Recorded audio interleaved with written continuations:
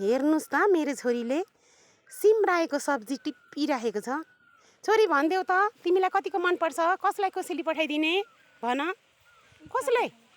कता? उता भनेको चाहिँ कता हो? उता उता यहाँ हेर्नु पनि पर्यो नि त क्यामेरामा। एकचोटि हेर क्यामेरामा। अनि गाइजहरूलाई त नि यसो हेरेर मैले सब्जी टिप्दैछु त भन्नु पर्यो।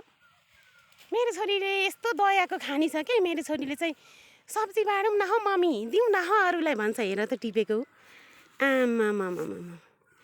अनि सिमरायो नहुने मान्छेलाई दिँदाखेरि त उनीहरू खुसी भइहाल्छ नि।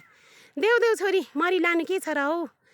दया माया गर्नुपर्छ अनि बाँडेर त खानुपर्छ। त एक्लै खाएर त हुँदैन, फेरि आफै एक्लैले खान पनि सकिँदैन। मेरो छोरी यस्तो दयालु छ। यो चाहिँ मेरो छोरीले रोपेको है त साथीहरू। अनि मेरो छोरी चाहिँ सब्जी चाहिँ भने चाहिँ आमामामामा, ऊ चाहिँ मान्छे भेजिटेरियन हो नि त, भेजिटेरियन।